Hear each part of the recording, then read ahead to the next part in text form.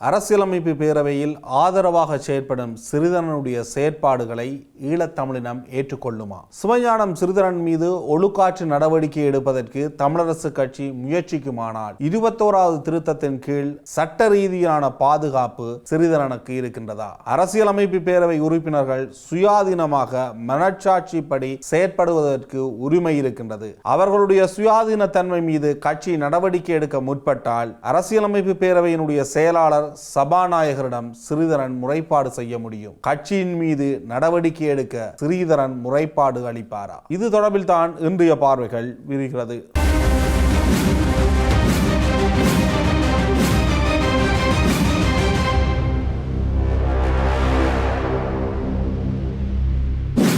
இராணுவமயமாக்கலுக்கு எதிராக தமிழினம் தொடர்ந்தும் குரல் கொடுத்து வருகின்றது. இராணுவமயமாக்கலை இன்று தென்னிலங்கையும் எதிர்க்கின்றது. இந்த ரீதியில் தான் கணக்காய்வாளர் நாயமாக இராணுவ கேணல் தர ஒரு அதிகாரியை கொண்டு வருவதற்கு ஜனாதிபதி எடுத்த முயற்சி அரசியலமைப்பு பேரவையில் தோற்கடிக்கப்பட்டிருக்கின்றது. எனினும் அவ்வாறான ஒரு தீர்மானம் எடுக்கப்படுகின்ற பொழுது கிளிநொச்சியை பிரதிநிதித்துவப்படுத்தி, குறிப்பாக யாழ்ப்பாண கிளிநொச்சி தேர்தல் மாவட்டத்தின் நாடாளுமன்ற உறுப்பினராக இலங்கை தமிழரசு கட்சியில் இருந்து தெரிவு செய்யப்பட்ட சிவஞானம் சிறிதரன் ஆதரவாக செயற்பட்டிருந்தார் அரசாங்கத்துக்கு. குறிப்பாக ஜனாதிபதியினுடைய பரிந்துரை கணக்காய்வாளர் நாயகமாக ஒரு கேணல் தர அதிகாரி வர வேண்டும் என்பது. இதற்கு முன்னரும் யுத்தத்தினால் பாதிக்கப்பட்ட மக்களுக்கான இழப்பீட்டு அலுவலகம் என்று வருகின்ற பொழுது அங்கு இராணுவத்தை சேர்ந்த அதிகாரிகளை நியமிக்கின்ற நடவடிக்கையாக இருக்கலாம், அவர்களை நேர்முக தேர்வு வைத்து தெரிவு செய்கின்ற முறைகளில் சிவஞானம் சிறிதரன் ஈடுபட்டிருக்கின்றார் என்பது வெளிப்படையாக தெரிய வந்திருக்கின்றது. அதன் அடிப்படையில் அரசியலமைப்பு பேரவையில் இருந்து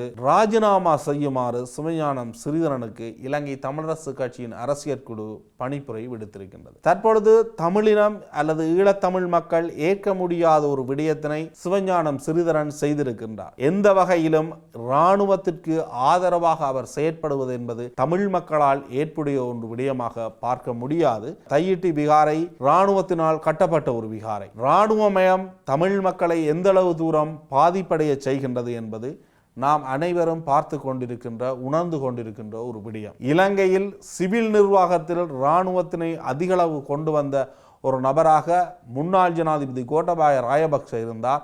அவருடைய அரசியல் தீர்மானங்கள் கூட பிழைத்ததன் காரணமாகத்தான் நாடு திவாலானது. ஆகவே தென்னிலங்கை ஏன் இராணுவத்தை வெறுக்கின்றது என்றால், இராணுவத்தினரை கொண்டு சகல தீர்மானங்களையும் எடுப்பது என்பது ஜனநாயகத்துக்கும் சிவில் நிர்வாகத்திற்கும் முற்றும் முழுது எதிரான ஒரு நடவடிக்கை. எனினும் சிவஞானம் சிறிதரன் மீது இலங்கை தமிழரசு கட்சியினுடைய அரசியல் குழு இவ்வாறான ஒரு பணிப்பை விடுவது என்பது சட்டமீறலாக பார்க்கப்படுகின்றது. அரசியலமைப்பு பேரவைக்கு ஒரு உறுப்பினர் தெரிவு செய்யப்பட்டால் அவர் மனசாட்சிப்படி அங்கு முடிவுகளை எடுக்கக்கூடிய சுதந்திரம் இருக்கின்றது. அரசியலமைப்பு பேரவை உறுப்பினர்கள் அரசியல் சார்ந்து அல்லது கட்சி தீர்மானங்களை எடுக்கின்ற முடிவுகளாக செயற்படக்கூடாது. தேசிய ரீதியில் ஒற்றுமையாக நாட்டுக்கு நன்மை பயக்கக்கூடிய முடிவுகளை அவர்கள் எடுக்க வேண்டும். குறுகிய நலன்களுக்குள் இருந்து முடிவுகள் எடுக்கப்படக்கூடாது என்று ஒரு புதிய விளக்கம் ஒன்று முன்வைக்கப்படுகின்றது. குறிப்பாக அரசியலமைப்பு பேரவை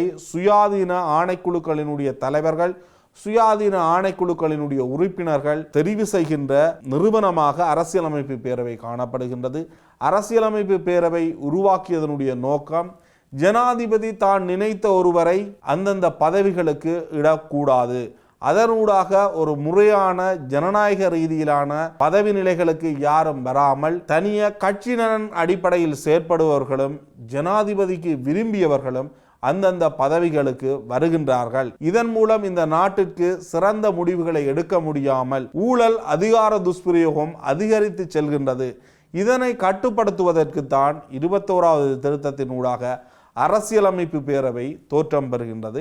இதற்கு முன்னர் 17ஆம் திருத்தத்தில் இது ஆரம்பிக்கப்பட்ட ஒரு நடைமுறை. எனினும் அது 18இல் இல்லாமல் சென்று 19இல் மீண்டும் வந்து மீண்டும் 20இல் இல்லாமல் சென்று 21 வருகின்றது. இதனுடைய அதிகாரங்கள் என்கின்ற பொழுது அரசியலமைப்பு பேரவை முழுமையாக சுயாதீனமாக செயற்படக்கூடிய ஒரு நிறுவனம். அரசியலமைப்பு பேரவை 10 உறுப்பினர்கள் அங்கு இருக்கின்றார்கள்.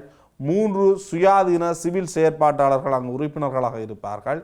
சபாநாயகர், பிரதமர், எதிர்க்கட்சி தலைவர், பிரதமர்களினுடைய உறுப்பினர்கள் என 2, அதனை விட சிறு கட்சிகளை பிரதித்துவப்படுத்தி ஒருவர் என மொத்தமாக 10 உறுப்பினர்கள் இருப்பார்கள். இங்கு வாக்களிக்கின்ற உரிமை ஒரு முடிவு எடுக்கின்ற பொழுது சமனாக வருகின்ற பொழுது மட்டும்தான் சபாநாயகருக்கு வாக்களிக்கின்ற உரிமை வரும். மற்றபடி அவ்வாறு வருவதற்கு வாய்ப்புகள் இல்லை. இது கடந்த காலங்களில் கூட ஒரு சர்ச்சைக்குரிய விடயமாக பார்க்கப்பட்டது. இலங்கையில் தமிழ் மக்களினை பிரதிநிதித்துவப்படுத்தி தமிழரசு கட்சியினுடைய நாடாளுமன்ற குழு தலைவராகத்தான் சிவஞானம் ஸ்ரீதரன் இருக்கின்றார். இவர் நாடாளுமன்றத்தில் இருக்கின்ற 26 நாடாளுமன்ற உறுப்பினர்களின் அடிப்படையில் தெரிவு செய்யப்பட்ட ஒரு உறுப்பினர் அரசியலமைப்பு பேரவைக்கு.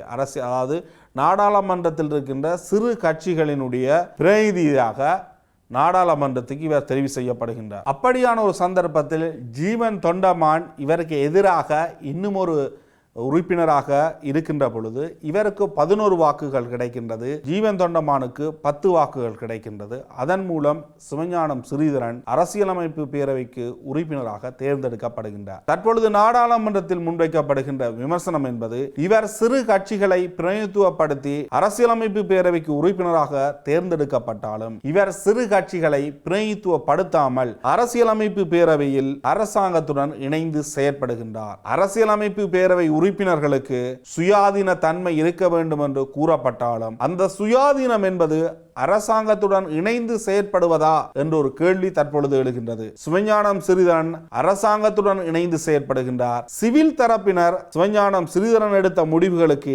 எதிரான முடிவுகளை எடுக்கின்றார்கள். ஆகவே இங்கு ஒத்துப்போவாத நிலைமை என்பது இருக்கின்றது. சிவஞானம் ஸ்ரீதரன் அரசியலமைப்பு பேரவையில் எடுக்கின்ற முடிவை கட்சி கட்டுப்படுத்த முடியுமா? கட்சி தற்பொழுது அவரை ராஜினாமா செய்யுமாறு கோரியிருக்கின்றது. குறிப்பாக ஒரு வார காலத்தினுள் அவர் ஒரு வார காலத்தினுள் அரசியலமைப்பு பேரவையில் ராஜினாமா செய்யவில்லை என்றால் கட்சி ஒழுக்காற்று நடவடிக்கை எடுக்கும் என்பது மறைமுகமான பொருளாக பார்க்கப்படுகின்றது. குறிப்பாக சிவஞானம் ஸ்ரீதரன் இது தொடர்பில் கருத்து தெரிவிக்கின்ற பொழுது அது தொடர்பிலான கடிதம் தனக்கு கிடைக்கவில்லை என்றார். தற்பொழுது அந்த கடிதம் கிடைத்திருந்தால் அவர் சபாநாயகருக்கும் அரசியலமைப்பு பேரவையினுடைய செயலாளர் நாயகத்துக்கும் தன்னுடைய சுயாதீன தன்மையை பேண கட்சி இடம் கொடுக்கவில்லை, கட்சி என் மீது அழுத்தங்களை பிரயோகிக்கின்றது என்ற அடிப்படையில் முறைப்பாடொன்றை முன்வைப்பாராக இருந்தால் அரசியலமைப்பு பேரவையில் இருக்கின்ற சிறப்புரிமைகளின் அடிப்படையில் கட்சி மீது ஒரு விசாரணையை முன்னெடுப்பதற்கான அதிகாரம் சபாநாயகருக்கு உண்டு என்று கூறப்படுகின்றது. அது தொடர்பில்